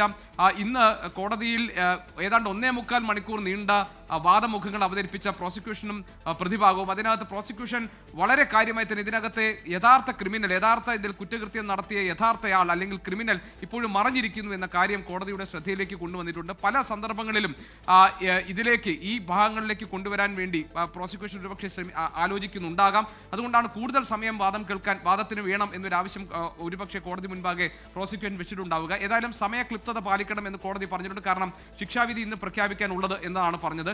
അതിജീവിതയ്ക്കൊപ്പമാണ് സമൂഹമുള്ളത് എന്ന് പ്രോസിക്യൂഷൻ പറഞ്ഞ സന്ദർഭത്തിൽ ഇന്ന് കോടതി നടത്തിയ ഒരു പരാമർശം വളരെ ശ്രദ്ധേയമാണ്. സമൂഹത്തിന് വേണ്ടിയാണോ വിധി പറയേണ്ടത് എന്ന കോടതിയുടെ ചോദ്യം അവിടെ നിൽക്കുന്നുണ്ട്. അതോടൊപ്പം തന്നെ നമ്മൾ കാത്തിരിക്കുന്നത് 3:30 ശിക്ഷാവിധി പ്രഖ്യാപിക്കുമ്പോൾ തുല്യമായി ഈ കുറ്റകൃത്യത്തിൽ ഇടപെട്ടവരാണ് 1 മുതൽ 6 പേരെ എന്നതിനനുസൃതമായിട്ടായിരിക്കുമോ ശിക്ഷ വരാൻ പോകുന്നത്? അതോ കോടതി ഇടയ്ക്ക് ചോദിച്ചതുപോലെ തന്നെ പങ്കാളിത്തം അനുസരിച്ചല്ലേ ശിക്ഷ വിധിക്കേണ്ടത് എന്ന നിലയിലേക്കാണോ കാര്യങ്ങൾ പോകാൻ പോകുന്നത് എന്നതാണ്. 1-ാം പ്രതി പൾസർ സുനിയും 2-ാം പ്രതി മാർട്ടിനും 3-ാം പ്രതി മണികണ്ഠനും പിന്നീടുള്ള വിജീഷും സലീമും പ്രദീപും അടക്കമുള്ളവർ ഈ പൾസർ സുനി ഒഴികെയുള്ള മറ്റ് 5 പേരുടെ സാന്നിധ്യം ഇല്ലായിരുന്നുവെങ്കിൽ ഈ കുറ്റകൃത്യം സാധ്യമാകില്ലായിരുന്നു. അങ്ങനെ ഈ കുറ്റകൃത്യം നടത്താനുള്ള എല്ലാവിധത്തിലുള്ള സംവിധാനവും ഒരുക്കിയത്, സാഹചര്യവും ഒരുക്കിയത്, അതിനോടൊപ്പം നിന്നിട്ടുള്ള അതിൽ കണ്ണികളായി പ്രവർത്തിച്ച ഈ 5 പേരാണ്. അതുകൊണ്ട് കൂട്ടബലാത്സംഗ കുറ്റവും തട്ടിക്കൊണ്ടുപോകലും അടക്കമുള്ള കുറ്റങ്ങൾ 10 കുറ്റങ്ങൾ കണ്ടെത്തിയിരിക്കുന്ന ഈ സാഹചര്യത്തിൽ ഇവർക്ക് എല്ലാവർക്കും തുല്യമായ ശിക്ഷ നൽകണമെന്ന ആവശ്യം പ്രോസിക്യൂഷൻ മുന്നോട്ട് വെച്ചിട്ടുണ്ട്. അതുകൊണ്ട് ഈ കാര്യത്തിൽ പ്രോസിക്യൂഷൻ വലിയ ആത്മവിശ്വാസത്തിൽ തന്നെയാണ് എന്നാണ് നമ്മൾ കരുതേണ്ടത്. എല്ലാവർക്കും ഒരുപോലെ തന്നെ ശിക്ഷ വിധിക്കുമെന്ന കണക്കുകൂട്ടലിലാണ് പ്രോസിക്യൂഷൻ ഉള്ളത്. അതിനോടൊപ്പം അനുജ നേരത്തെ സൂചിപ്പിച്ചതുപോലെ തന്നെ ഏത് സാഹചര്യത്തിലാണ് മറ്റു 4 പ്രതികൾ കുറ്റവിമുക്തരാക്കപ്പെട്ടത് എന്നതിന്റെ വ്യക്തത കൂടി വരുന്ന മണിക്കൂറുകളായിരിക്കും ഇന്ന് വൈകിട്ട്. നടിയെ ആക്രമിച്ച കേസിൽ ശിക്ഷാവിധി ഇന്ന് ഉച്ചയ്ക്ക് 3:30 1 മുതൽ 6 വരെയുള്ള പ്രതികളാണ് കുറ്റക്കാരെന്ന് കോടതി കണ്ടെത്തിയത്. അതിനുള്ള ശിക്ഷ എന്താണ് കോടതി പ്രഖ്യാപിക്കാൻ പോകുന്നത്? അവർക്കുള്ളത് ഒരേപോലെയുള്ള ശിക്ഷയാണോ അതോ വ്യത്യസ്ത തരത്തിലുള്ള ശിക്ഷയാകുമോ എന്നതൊക്കെ അറിയാൻ നമ്മൾ കാത്തിരിക്കുകയാണ്. കൃത്യം 3:30 തന്നെ ശിക്ഷാവിധി അറിയാം. ആ ശിക്ഷാവിധി പുറത്തു വരുന്നതോടെ തന്നെ വിശദമായ വിധി പ്രസ്താവവും പുറത്തു വരും. കോടതി പറഞ്ഞിട്ടുണ്ട് എല്ലാ ഉത്തരങ്ങളും ഉണ്ടാകും ആ വിധിന്യായത്തിൽ, അത് വായിക്കൂ എന്ന് കോടതി പറയുകയാണ്. ഒപ്പം തന്നെ വളച്ചൊടിക്കുന്നതിനൊക്കെയുള്ള മുന്നറിയിപ്പ് നടപടി ഉണ്ടാകുമെന്ന് കൂടി കോടതി പറയുകയാണ്. വിധിന്യായത്തിൽ എല്ലാത്തിനുമുള്ള ഉത്തരങ്ങൾ ഉണ്ടാകും എന്ന് പറയുകയാണ്. നമ്മൾ കാത്തിരിക്കുകയാണ് ആ വിധി പ്രസ്താവം വിശദമായി തന്നെ അതിന്റെ വിശദാംശങ്ങൾ അറിയുന്നതിന് വേണ്ടി, ഒപ്പം തന്നെ ശിക്ഷാവിധി എന്ത് എന്നത് അറിയുന്നതിന് വേണ്ടി. കൃത്യം 3:30 കോടതി ശിക്ഷ പ്രഖ്യാപിക്കുന്നത്. മുനമ്പത്തേത് വഖഫ് ഭൂമി അല്ല എന്ന കേരള ഹൈക്കോടതി ഉത്തരവ് സുപ്രീം കോടതി സ്റ്റേ ചെയ്തു. അന്വേഷണ കമ്മീഷന് നടപടികളുമായി മുന്നോട്ട് പോകാമെന്നും മുനമ്പം വഖഫ് സ്വത്തിൽ തൽസ്ഥിതി തുടരാമെന്നും സുപ്രീം കോടതി. വഖഫ് സംരക്ഷണ വേദിയുടെ ഹർജിയിൽ സംസ്ഥാന സർക്കാരിനും സംസ്ഥാന വഖഫ് ബോർഡിനും നോട്ടീസ് അയച്ചു. ജാനുവരി 27 ഹർജി വീണ്ടും പരിഗണിക്കും. അച്യുതൻ വിശദാംശങ്ങളുമായി. അച്യുതൻ, ഇതിപ്പോൾ മുനമ്പം നിവാസികളെ സംബന്ധിച്ചിടത്തോളം അതൊരു തിരിച്ചടി എന്ന് തന്നെ പറയേണ്ടി വരും. ഏത് സാഹചര്യത്തിലാണ് സുപ്രീം കോടതിയുടെ ഭാഗത്ത് നിന്ന് ഇങ്ങനെ ഒരു ഉത്തരവുണ്ടാകുന്നതിൽ വിശദാംശങ്ങൾ എന്താണ് കോടതി വ്യക്തമാക്കുന്നത്? അനുജ, നിർണായകമായിട്ടുള്ള ഒരു ഇടപെടൽ ആണ് സുപ്രീം കോടതിയുടെ ഭാഗത്തു നിന്നുണ്ടായിരിക്കുന്നത്. അതായത് മുനമ്പത്തേത് വഖഫ് ഭൂമി അല്ല എന്ന ഹൈക്കോടതിയുടെ ഉത്തരവിലെ ഒരു ഭാഗം ആണ് ഇപ്പോൾ സ്റ്റേ ചെയ്തിരിക്കുന്നത്. അതായത് നേരത്തെ തന്നെ ഇതിൽ ഈ വഖഫ് സംരക്ഷണ വേദി കോടതിയിൽ അറിയിച്ചിരിക്കുന്നത് ഹൈക്കോടതിക്ക് അത്തരമൊരു അധികാരമില്ല, അത് ട്രൈബ്യൂണലിന്റെ പരിഗണനയിൽ വരുന്ന ഒരു കാര്യമാണ്. അവിടേക്കാണ് ഹൈക്കോടതി ഇത്തരത്തിലൊരു തീർപ്പ് കൽപ്പിച്ചത്. അതിനുള്ള അധികാരം ഹൈക്കോടതിക്കില്ല എന്ന് ചൂണ്ടിക്കാട്ടിയായിരുന്നു വാദം പുരോഗമിച്ചത്. എന്നാൽ സംസ്ഥാന സർക്കാർ അറിയിച്ചത് ഈ അന്വേഷണ കമ്മീഷൻ നടപടികൾ പൂർത്തിയാക്കുകയും റിപ്പോർട്ട് സർക്കാരിന് സമർപ്പിക്കുകയും ചെയ്തിട്ടുണ്ട്. അത് പരിഗണനയിൽ ഇരിക്കുകയാണ് എന്ന കാര്യവും സംസ്ഥാന സർക്കാർ ഇന്ന് കോടതിയെ അറിയിച്ചു. അങ്ങനെ ഒരു വാദം ഇതുമായി ബന്ധപ്പെട്ട നടന്നിരുന്നു. എന്തായാലും നിലവിൽ സുപ്രീം കോടതി എടുത്തിരിക്കുന്ന തീരുമാനം ഹൈക്കോടതിയുടെ ആ വഖഫ് ഭൂമി അല്ലെന്ന ഉത്തരവിലെ ഭാഗം ഇപ്പോൾ സ്റ്റേ ചെയ്തിരിക്കുന്നു. ഒപ്പം തന്നെ അന്വേഷണ കമ്മീഷന് നടപടികളുമായി മുന്നോട്ട് പോകാം. ആ കാര്യത്തിൽ ഒരു സ്റ്റേ സുപ്രീം കോടതി ഏർപ്പെടുത്തിയിട്ടില്ല. മറ്റൊന്ന്, നിലവിൽ ഈ വഖഫ് ഭൂമി സ്വത്തിലെ മുനമ്പം വഖഫ് സ്വത്തിലെ തൽസ്ഥിതി തുടരാനും സുപ്രീം കോടതി ഇപ്പോൾ നിർദ്ദേശിച്ചിരിക്കുകയാണ്. ഒപ്പം തന്നെ സർക്കാർ എന്തുകൊണ്ട് ഇക്കാര്യത്തിൽ അപ്പീൽ നൽകിയില്ല, അതായത് സർക്കാരല്ലേ അപ്പീൽ നൽകേണ്ടിയിരുന്നത് എന്നൊരു ചോദ്യം സുപ്രീം കോടതി ഇന്ന് ഉയർത്തുകയുണ്ടായി. ജസ്റ്റിസ് മനോജ് മിശ്രയും ഉജ്വൽ ഭൂയനും ഉൾപ്പെട്ട ബെഞ്ചാണ് ഇപ്പോൾ ഈ ഉത്തരവ് പുറപ്പെടുവിച്ചിരിക്കുന്നത്. ഒപ്പം തന്നെ ഈ ഹർജിയിൽ സംസ്ഥാന വഖഫ് ബോർഡിനും ഒപ്പം തന്നെ സർക്കാരിനും നോട്ടീസ് അയച്ചിട്ടുണ്ട്. അവരുടെ മറുപടി സുപ്രീം കോടതി ഇക്കാര്യത്തിൽ തേടിയിട്ടുണ്ട്. അടുത്ത ഈ ജനുവരി 27 ഈ കേസ് പരിഗണിക്കുമ്പോൾ വിശദമായ വാദം കേൾക്കാനാണ് ഇപ്പോൾ സുപ്രീം കോടതി തീരുമാനിച്ചിരിക്കുന്നത്. അനുജ, മുനമ്പത്തേത് വഖഫ് ഭൂമിയല്ല എന്ന ഹൈക്കോടതി ഉത്തരവാണ് സുപ്രീം കോടതി സ്റ്റേ ചെയ്തത്. മറ്റൊരു പ്രധാനപ്പെട്ട വാർത്ത, രാഹുൽ മാങ്കൂട്ടത്തിൽ MLA-ക്കെതിരെയുള്ള ലൈംഗിക പീഡന കേസുകൾ ഇനി ഒറ്റ അന്വേഷണ സംഘത്തിന് കീഴിൽ. ആദ്യ ലൈംഗിക പീഡന കേസ് അന്വേഷിച്ച സംഘത്തിൽ നിന്ന് വിവരങ്ങൾ ചോർന്നെന്ന് ആക്ഷേപമുയർന്നതിന് പിന്നാലെയാണ് നടപടി. പോലീസ് മേധാവിയുടെ നേരിട്ടുള്ള നിരീക്ഷണത്തിൽ AIG G പൂങ്കുഴലിക്കാണ് 2 കേസുകളുടെയും അന്വേഷണ ചുമതല. രാഹുലിന്റെ മുൻകൂർ ജാമ്യം റദ്ദാക്കണമെന്നാവശ്യപ്പെട്ട് പ്രോസിക്യൂഷൻ നൽകിയ ഹർജി ഹൈക്കോടതി ഇന്ന് പരിഗണിച്ചേക്കും. തിരുവനന്തപുരം സിറ്റി പോലീസ് കമ്മീഷണറുടെ നേതൃത്വത്തിലായിരുന്നു ആദ്യ കേസിന്റെ അന്വേഷണം. ഈ കേസിൽ ഹൈക്കോടതിയിൽ മുൻകൂർ ജാമ്യ ഹർജി നൽകി അറസ്റ്റ് കോടതി തടയുന്നതുവരെ രാഹുലിനെ പിടികൂടാൻ അന്വേഷണ സംഘത്തിന് കഴിഞ്ഞിരുന്നില്ല. മുൻകൂർ ജാമ്യ ഹർജി 15-ന് ഹൈക്കോടതി പരിഗണിക്കും.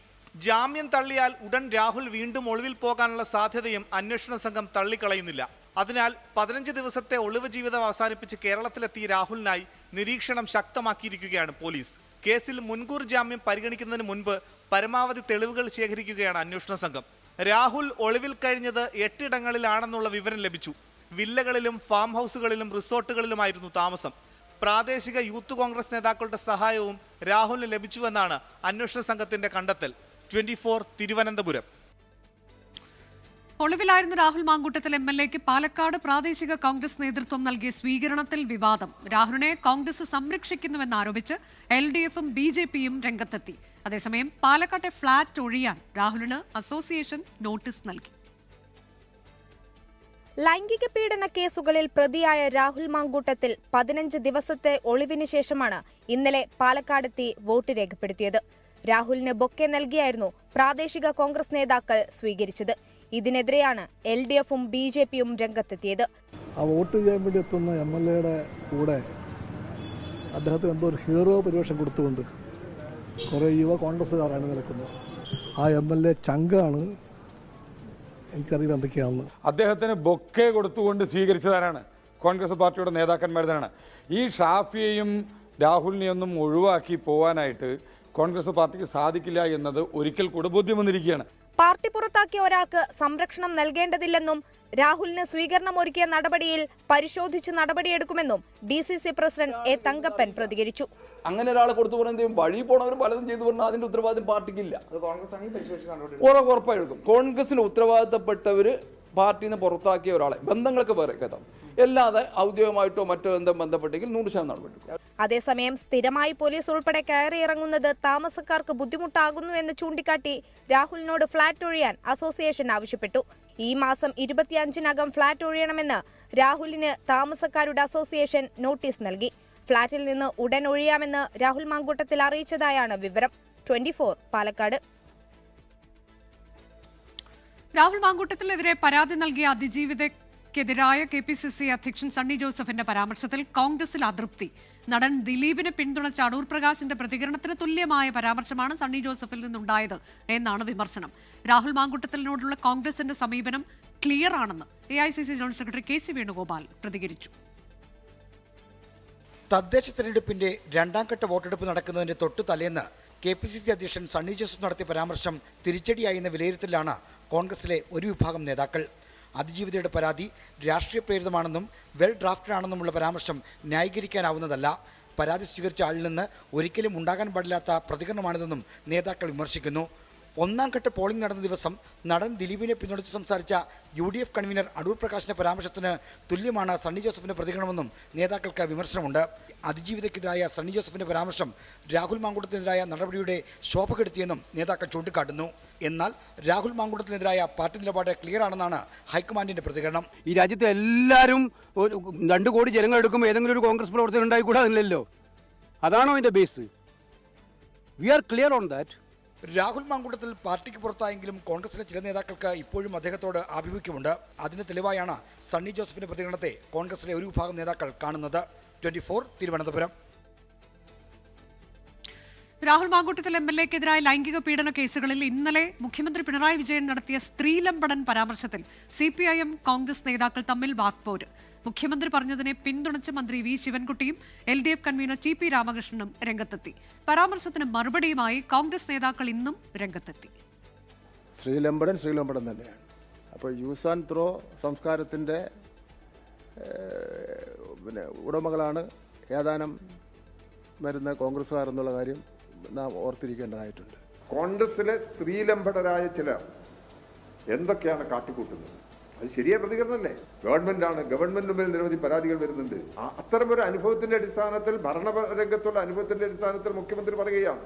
അദ്ദേഹത്തിന്റെ ഇടത്തെ പോക്കറ്റിൽ 75 വയസ്സ് കഴിഞ്ഞ മുൻ MLA ഒരു യുവതിയായിട്ടുള്ള സംവിധായകരെ കയറി പിടിച്ചു. എന്നിട്ടാണ് ഒരു എളുപ്പവും കൂടാതെ മറ്റുള്ളവരെ കയറി ഓരോന്ന് വിളിക്കും. രാഹുൽ വിഷയം ഞങ്ങളുടെ അടഞ്ഞ ചാപ്റ്ററാണ്. ഈ രാഹുലിൽ നിന്നും പറഞ്ഞുകൊണ്ടിരിക്കേണ്ട.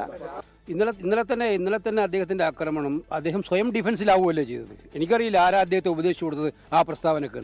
അദ്ദേഹത്തിന് ആ പ്രസ്താവനയിലൂടെ സ്വന്തം മുഖം വികൃതമാക്കുകയും ചെയ്തു. അദ്ദേഹത്തിന്റെ പാർട്ടിയെക്കുറിച്ച് കൂടുതൽ ചർച്ച ചെയ്യാനുള്ള അവസരം കിട്ടുകയും ചെയ്തു. ജനവിധി നാളെ അറിയാം.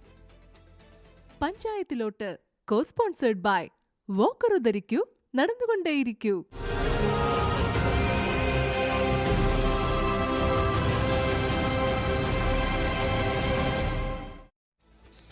തദ്ദേശ തെരഞ്ഞെടുപ്പ് വോട്ടെടുപ്പിന്റെ ഫലം കാത്ത കേരളം. നാളെ രാവിലെ 8 മണി മുതൽ 244 കേന്ദ്രങ്ങളിലായാണ് വോട്ടെണ്ണൽ.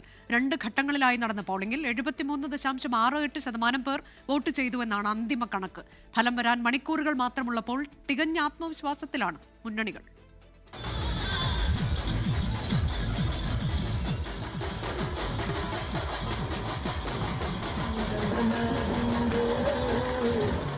ആവേശം നിറഞ്ഞ പ്രചാരണത്തിനും വോട്ടെടുപ്പിനും ശേഷം തദ്ദേശ തെരഞ്ഞെടുപ്പിന്റെ ഫലമറിയാനുള്ള കാത്തിരിപ്പിന്റെ മണിക്കൂറുകൾ. മാസങ്ങൾക്കപ്പുറം നടക്കാനിരിക്കുന്ന നിയമസഭാ തെരഞ്ഞെടുപ്പിന്റെ സെമിഫൈനലാകും തെരഞ്ഞെടുപ്പ് ഫലമെന്ന വിലയിരുത്തലിൽ രാഷ്ട്രീയ കേരളത്തിന്റെ ആകാംക്ഷയേറുന്നു. വിധിയോത്ത് നെഞ്ചെടുപ്പേറുമ്പോഴും വിജയത്തിൽ ഒരാശങ്കയുമില്ലെന്ന് മുന്നണികൾ. ഈ ഭരണകാലത്തുള്ള അനുഭവങ്ങളുടെ അടിസ്ഥാനത്തിൽ വീണ്ടും ഇടതുപക്ഷ ജനാധിപത്യ മുന്നണിക്ക് ഭരണ തുടർച്ച ലഭിക്കുന്ന സ്ഥിതി തന്നെയാണ് ഇപ്പോൾ കേരളത്തിലുള്ളത്. മുന്നേറ്റം ഉണ്ടാവും, UDF നല്ല മുന്നേറ്റം ഉണ്ടാവും എന്നുള്ളതാണ് ഞങ്ങൾക്ക് കിട്ടുന്ന റിപ്പോർട്ടുകൾ. 14 ജില്ലാ പ്രസിഡന്റുമാരുമായിട്ട് ഞാൻ ഇന്നലെയും മിനിഞ്ഞാന്നുമായിട്ട് സംസാരിച്ചിരുന്നു. എല്ലാവരും വളരെ ആത്മവിശ്വാസത്തിലാണ്. നല്ല വിജയം ഉണ്ടാകും എന്നുള്ളത് തന്നെയാണ് ഉറച്ച വിശ്വാസം. സംസ്ഥാനത്ത് കരുത്തറിയിക്കാനാവുമെന്ന പ്രതീക്ഷയിലാണ് BJP. 941 പഞ്ചായത്ത്, 142 ബ്ലോക്ക് പഞ്ചായത്ത്, 14 ജില്ലാ പഞ്ചായത്ത്, 86 മുനിസിപ്പാലിറ്റികൾ, 6 കോർപ്പറേഷൻ എന്നിവിടങ്ങളിലാണ് വോട്ടെടുപ്പ് നടന്നത്. 73.68% പോളിംഗാണ് 2 ഘട്ടങ്ങളിലുമായി രേഖപ്പെടുത്തിയത്. 244 കേന്ദ്രങ്ങളിൽ രാവിലെ 8 മണിക്ക് വോട്ടെണ്ണൽ ആരംഭിക്കും. ആദ്യം പോസ്റ്റൽ ബാലറ്റുകളാണ് എണ്ണുക. തുടർന്ന് വോട്ടിംഗ് മെഷീനുകളിലെ വോട്ടുകൾ എണ്ണം. ആദ്യം ഗ്രാമപഞ്ചായത്തുകളിലെയും നഗരസഭകളിലെയും ഫലം വരും. ഉച്ചയ്ക്ക് 2 മണിയോടെ പൂർണ്ണഫലം അറിയാനാകും. വോട്ടെണ്ണൽ വിവരങ്ങൾ അപ്പോൾ പ്രേക്ഷകരിലെത്തിക്കാൻ 24 വിപുലമായ സംവിധാനങ്ങളാണ് ഒരുക്കിയിട്ടുള്ളത്. ഏറ്റവും വേഗത്തിൽ, ഏറ്റവും കൃത്യതയോടെ പ്രേക്ഷകരെ ഫലമറിയിക്കാൻ 24 പൂർണ്ണ സജ്ജം. 2019 ലോക്സഭാ ഇലക്ഷൻ നാടിന്റെ ഇലക്ഷൻ ഡെസ്കായി 24. 2020 പഞ്ചായത്ത് ഇലക്ഷൻ പ്രവചനങ്ങളെ മറികടന്ന് 24ന്റെ തേരോട്ടം. 2021 കേരള നിയമസഭാ ഇലക്ഷൻ പകരം വെക്കാനാവാത്ത 5 ലക്ഷത്തിലേറെ ഭൂരിപക്ഷവുമായി 24. 2022 തൃക്കാക്കര ഉപതെരഞ്ഞെടുപ്പ് ജനകരുത്തിൽ ചരിത്ര വിജയവുമായി 24. തിരുവനന്തപുരം. തീപാറിയ തദ്ദേശ തെരഞ്ഞെടുപ്പിൽ ആവേശകരമായൊരു പ്രവചന മത്സരം. വ്യത്യസ്തമായ മത്സരം നടത്തുന്നത് എറണാകുളം കടുങ്ങല്ലൂർ ഗ്രാമപഞ്ചായത്തിലെ ഒരു മൊബൈൽ ഷോപ്പാണ്. പ്രവചന മത്സരത്തിൽ ജയിക്കുന്നവർക്ക് മൊബൈൽ ഫോണാണ് സമ്മാനം.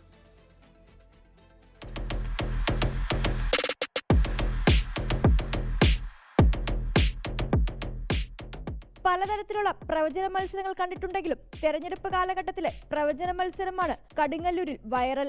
കടുങ്ങല്ലൂർ ഗ്രാമപഞ്ചായത്തിലെ 20ാം വാർഡിലാണ് വേറിട്ടൊരു തെരഞ്ഞെടുപ്പ് പ്രവചന മത്സരം നടക്കുന്നത്.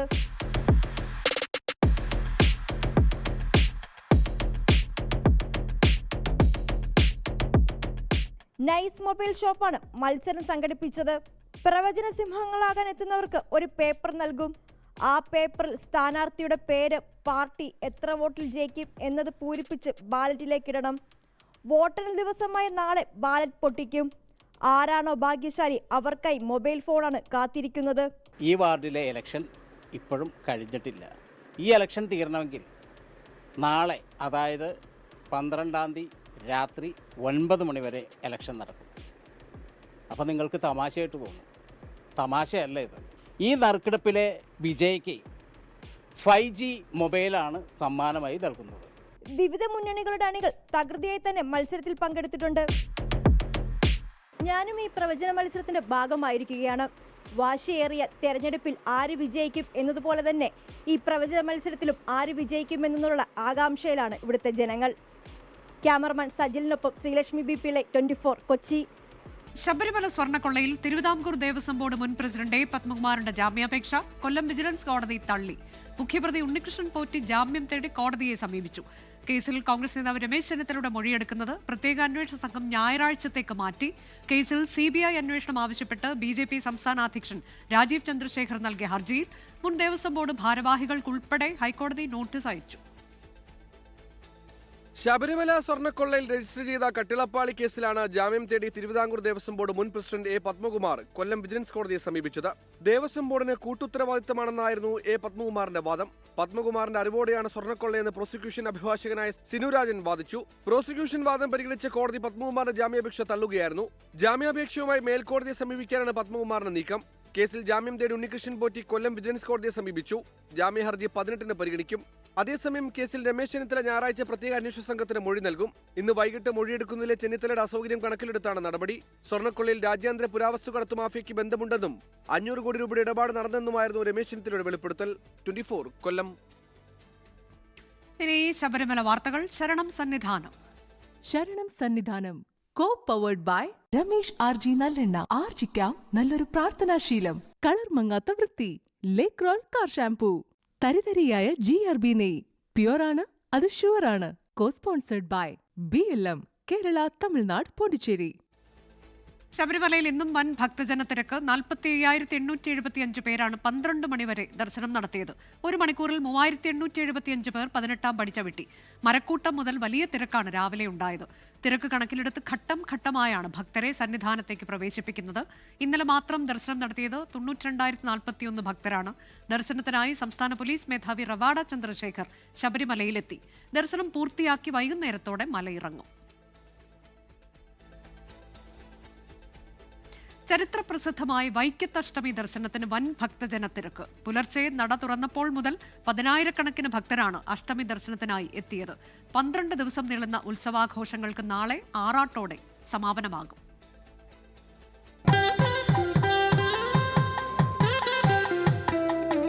ഭക്തരുടെ മണിക്കൂറുകൾ നീണ്ട കാത്തിരിപ്പിനൊടുവിൽ പഞ്ചാക്ഷരി മന്ത്രങ്ങളാൽ മുഖരിതമായ അന്തരീക്ഷത്തിൽ പുലർച്ചെ 4:30-ക്കാണ് വൈക്കത്തപ്പന്റെ തിരുനട തുറന്നത്.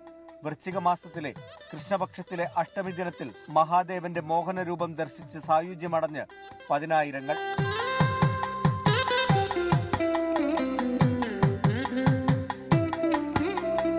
ക്ഷേത്രത്തിന്റെ കിഴക്കുവശത്തുള്ള ആൽത്തറയിൽ തപസ്സനുഷ്ഠിച്ച വ്യാഘ്രപാദ മഹർഷിക്ക് മുന്നിൽ പരമശിവൻ പാർവതി ദേവിക്കൊപ്പം പ്രത്യക്ഷപ്പെട്ട് അനുഗ്രഹം നൽകിയതിന്റെ ഓർമ്മ പുതുക്കലാണ് വൈക്കത്തഷ്ടമി. തന്ത്രി കിഴക്കിനേടത്ത് മേക്കാട് മഹാദേവൻ നമ്പൂതിരിയുടെ കാർമുകത്വത്തിലാണ് ചടങ്ങുകൾ നടന്നത്. വൈക്കത്തപ്പന്റെ ഇഷ്ട വഴിപാടായ പ്രാതലിനും 10,000-ങ്ങൾ എത്തും. 121 പറ അരിയുടെ പ്രാതലാണ് ഊട്ടുപുരയിൽ ഒരുങ്ങിയിരിക്കുന്നത്. അഷ്ടമി ദിനത്തിൽ രാത്രി 11-നാണ് മഹാദേവന്റെ മകനായ ഉദയനാപുരത്തപ്പന്റെ വരവ്. ക്ഷേത്രത്തിലേക്ക് സ്വീകരിച്ചാനയിക്കുന്ന ഉദയനാപുരത്തപ്പനെ സ്വന്തം സ്ഥാനം നൽകി വൈക്കത്തപ്പൻ ആദരിക്കും. തുടർന്ന് അഷ്ടമി വിളക്ക്. പിന്നീട് ആറാട്ടോടെ 12 ദിവസത്തെ ഉത്സവത്തിന് കൊടിയിറങ്ങും. 24 കോട്ടയം. കമ്മ്യൂണിസത്തോട് വിധേയത്വം പുലർത്താത്ത നിരൂപകനായിരുന്നു KP അപ്പനെന്ന് CPIM general secretary MA Baby. മതവിമുക്തമായ ആത്മീയതയെ അദ്ദേഹം സ്നേഹിച്ചുവെന്നും MA ബേബി പറഞ്ഞു. കൊല്ലം SN കോളേജ് മലയാള വിഭാഗം സംഘടിപ്പിച്ച അനുസ്മരണവും KP അപ്പൻ ചെയർ ഉദ്ഘാടനവും നിർവഹിക്കുകയായിരുന്നു MA ബേബി. സ്വതന്ത്രമായ അസ്തിത്വമുള്ള സർഗാത്മ പ്രവർത്തനമാണ് KP അപ്പൻ നടത്തിയതെന്ന് CPIM general secretary MA Baby. മതവിമുക്തമായ ആത്മീയതയെ അദ്ദേഹം സ്നേഹിച്ചു. എഴുതുന്ന വാക്കുകളോടും അദ്ദേഹം അത്യന്തം സ്നേഹം പുലർത്തിയെന്നും MA ബേബി കൂട്ടിച്ചേർത്തു. തന്റെ നിരൂപണങ്ങളിൽ അതിവിളംബകാലത്തിലെ സംഗീതം സംഭരിച്ചു വെക്കാൻ കഴിഞ്ഞു എന്നതാണ് അപ്പൻ സാറിന്റെ നിരൂപണ സാഹിത്യ സംഭാവനയിലെ ഏറ്റവും പ്രധാനപ്പെട്ട കാര്യം. കൊല്ലം ശ്രീനാരായണ കോളേജ് മലയാള വിഭാഗം നടത്തിയ KP അപ്പൻ അനുസ്മരണവും KP അപ്പൻ ചെയറിന്റെ ഉദ്ഘാടനവും നിർവഹിക്കുകയായിരുന്നു MA ബേബി. സ്നേഹഗായകനായ കുമാരനാശാന്റെ കൃതികൾ KP അപ്പനെ വളരെയധികം സ്വാധീനിച്ചിരുന്നുവെന്നും അപ്പന്റെ കൃതികളിലും പെരുമാറ്റത്തിലും ആ സ്നേഹം കാണാനാകുമെന്നും MA ബേബി ഓർത്തെടുത്തു. കുമാരനാശാന്റെ രചനകളിലാകെ വ്യാപിച്ചു കിടക്കുന്നത് സ്നേഹമാണ്. അപ്പൻ സാറിന്റെ പെരുമാറ്റത്തിലും ജീവിതത്തിലും ആ സ്നേഹം കാണാം. KP അപ്പന് ഏറ്റവും കൂടുതൽ സ്നേഹമുണ്ടായിരുന്നത് അദ്ദേഹം സംസാരിക്കുന്നതിനും എഴുതുന്നതിനും തിരഞ്ഞെടുത്ത വാക്കുകളോടാണെന്നും MA ബേബി പറഞ്ഞു. ചടങ്ങിൽ കോളേജ് മലയാള വിഭാഗം മേധാവി S ജയൻ അധ്യക്ഷനായി. College principal S Laiju, PTA secretary S Shankar, PS Roy, മുൻ പ്രിൻസിപ്പൽ SV മനോജ്, KP അപ്പന്റെ ശിഷ്യന്മാർ തുടങ്ങിയവർ അനുസ്മരണ സമ്മേളനത്തിന് നേതൃത്വം നൽകി. 24 കൊല്ലം. സിൽവർ ലൈൻ പദ്ധതിക്ക് ബദലായി റീജിയണൽ റാപ്പിഡ് ട്രാൻസിറ്റ് സിസ്റ്റം നടപ്പിലാക്കാൻ സർക്കാർ. പദ്ധതിയുമായി മുന്നോട്ടു പോകുന്നതിൽ ചൊവ്വാഴ്ച ചേരുന്ന LDF യോഗം നയപരമായ അനുമതി നൽകും. RRTS പദ്ധതിക്ക് കേന്ദ്രാനുമതി ലഭിക്കുന്നതിനുള്ള നടപടിക്രമങ്ങൾ ലളിതമാണ് എന്ന വിലയിരുത്തലിലാണ് സിൽവർ ലൈനിന് ബദൽ മുന്നോട്ട് വയ്ക്കുന്നത്. സിൽവർ ലൈൻ പദ്ധതിക്ക് കേന്ദ്രാനുമതി ലഭിക്കില്ലെന്ന് ഉറപ്പായ സാഹചര്യത്തിലാണ് ബദൽ പദ്ധതി അവതരിപ്പിക്കാൻ സർക്കാർ ആലോചന തുടങ്ങിയത്. കേന്ദ്ര മെട്രോ ആക്ടിന്റെ കീഴിൽ വരുന്ന റീജിയണൽ റാപ്പിഡ് ട്രാൻസിറ്റ് സിസ്റ്റം അഥവാ RRTS ആണ് ബദൽ. നഗരങ്ങളെ തമ്മിൽ ബന്ധിപ്പിക്കുന്ന അർദ്ധ അതിവേഗ റെയിൽപാത സംസ്ഥാനത്തിന് അനുയോജ്യമാണെന്ന വിലയിരുത്തലാണ് സർക്കാരിന്റെ നീക്കം. ചൊവ്വാഴ്ച ചേരുന്ന LDF യോഗത്തിലെ മുഖ്യ അജണ്ട RRTS പദ്ധതിയാണ്. വിശദാംശങ്ങൾ ചർച്ച ചെയ്യുന്ന LDF നേതൃയോഗം പദ്ധതിയുമായി മുന്നോട്ട് പോകുന്നതിനുള്ള രാഷ്ട്രീയ അനുമതി നൽകും. സിൽവർ ലൈൻ പദ്ധതിയിൽ പ്രതീക്ഷയില്ലെന്ന മുഖ്യമന്ത്രിയുടെ കഴിഞ്ഞ ദിവസത്തെ പ്രതികരണം പുതിയ പദ്ധതി മുന്നിൽ കണ്ടാണ്. റെയിൽ പദ്ധതി നടപ്പാക്കുന്നതിന് കേന്ദ്ര ഗവൺമെന്റ് അനുമതി വേണം. രാഷ്ട്രീയമായ നിലപാടുകൾ കാരണം അനുമതി ലഭിക്കാതിരിക്കുകയാണ്. ഇനി അതിൽ പ്രതീക്ഷ വെച്ചിട്ട് കാര്യമില്ല എന്നാണ് തോന്നുന്നത്. അത് ആകെ ഉപേക്ഷിക്കുന്നുവെന്നല്ല, നമുക്ക് വേറെ വഴികൾ നോക്കേണ്ടതായിട്ട് വരും. ഡൽഹി മീററ്റ് നഗരങ്ങളെ ബന്ധിപ്പിച്ചുകൊണ്ടുള്ള 82 കിലോമീറ്റർ പാതയാണ് രാജ്യത്തെ ആദ്യ RRTS പദ്ധതി. നിർമ്മാണത്തിലുള്ള ഈ പദ്ധതിയെ മാതൃകയാക്കിയാണ് കേരളം സിൽവർ ലൈനിന് ബദലൊരുക്കുന്നത്. റെയിൽവേ ബോർഡിന്റെ അനുമതി ആവശ്യമില്ല എന്നതാണ് RRTSന്റെ ഏറ്റവും വലിയ സൗകര്യം. കേന്ദ്ര നഗരവികസന മന്ത്രാലയത്തിൽ നിന്ന് അനുമതി ലഭിക്കുന്നതിനുള്ള നടപടിക്രമങ്ങൾ വളരെ ലളിതവുമാണ്. ചാപിള്ളിയായിപ്പോയ സിൽവർ ലൈനിന് ബദൽ അവതരിപ്പിച്ച് നിയമസഭാ തെരഞ്ഞെടുപ്പിലേക്ക് ഇറങ്ങാനാണ് CPIMന്റെ തീരുമാനം. ശ്രീജിത്ത്, 24, തിരുവനന്തപുരം. ദക്ഷിണേഷ്യയിലെ ഏറ്റവും വലിയ കലാപ്രദർശനങ്ങളിലൊന്നായി കൊച്ചി മുസിരിസ് ബിനാലെയുടെ 6ാം പതിപ്പിന് ഇന്ന് തുടക്കം. വൈകിട്ട് മുഖ്യമന്ത്രിയാണ് ഉദ്ഘാടനം നിർവഹിക്കുക. 25ലധികം രാജ്യങ്ങളിൽ നിന്നുള്ള 66 ആർട്ടിസ്റ്റ് പ്രോജക്റ്റുകളാണ് ഈ വർഷത്തെ ബിനാലെയിൽ ഉൾപ്പെടുത്തിയിട്ടുള്ളത്.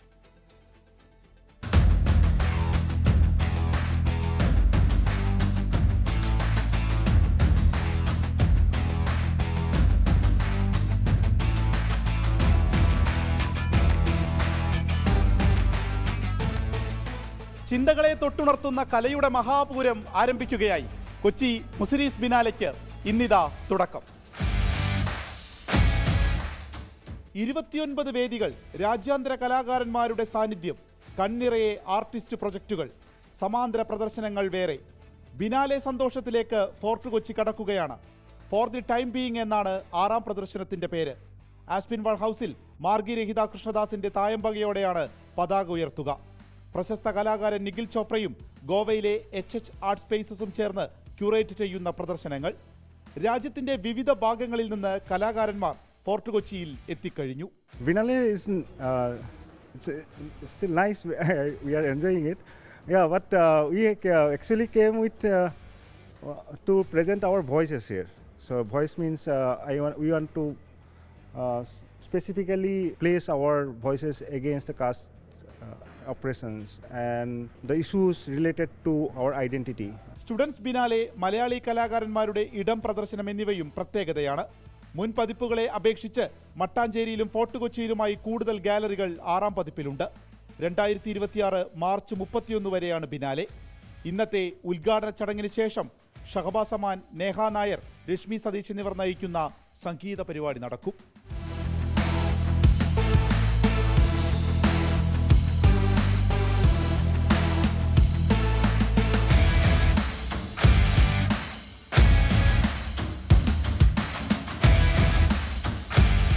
രാഹുൽ VS-നൊപ്പം വിപിൻ C. വിജയൻ, 24 കൊച്ചി.